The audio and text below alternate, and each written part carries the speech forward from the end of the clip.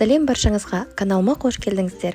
Бүгін сіздермен осындай жеңіл, өте әдемі дастарханда көрінетін салаттың рецептімен бөліскім келеді.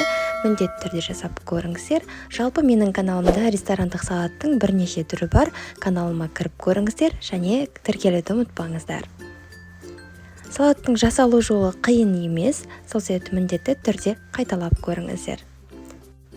Ең бірінші брынза тұзды емес болғаны дұрыс.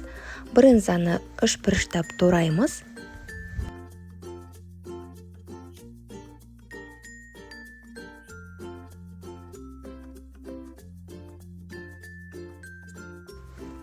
Және кукурузный крахмалға аунатып аламыз. Біз оны қуырамыз. Сол себепті. Жалпы қатты аунатпасаңыз болады. Енді қыздырылып тұрған майды қуырып аламыз екі жағында. Келесі қызыл пиязды полукольца қылып тураймыз.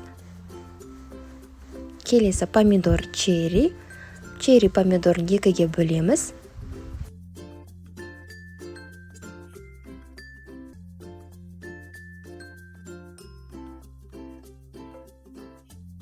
Салатты жинай берсек болады, салатные листья. Болмаса капуста айсберг қолдансаңыз болады.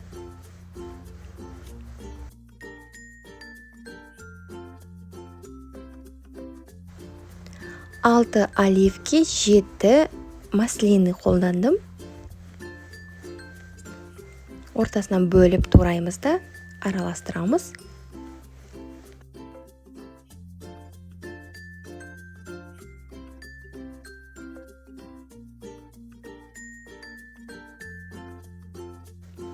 Пиязымызды саламыз.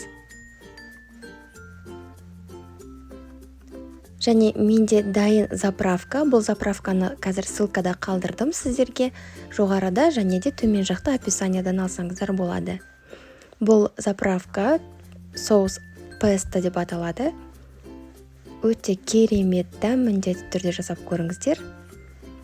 Соус пестодан 2 үлкен қасық қана қажет болады.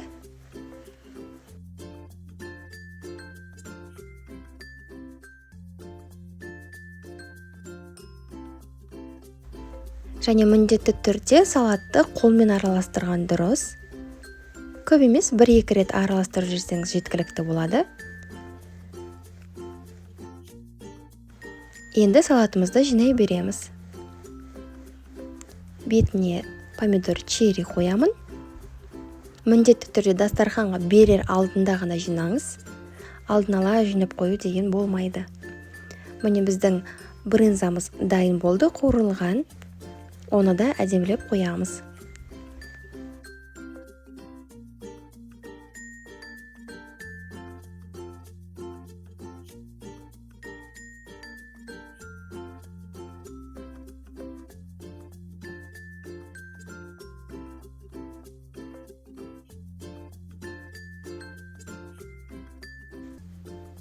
Менде темный бальзамический соус, крем.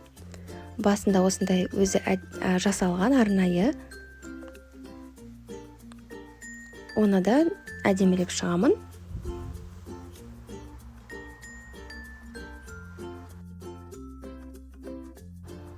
Мінекей біздің салатымыз дайын. Міндетті түрде жасап көріңіздер және пікірлеріңізді комментарияға қалдыруды ұмытпаңыздар.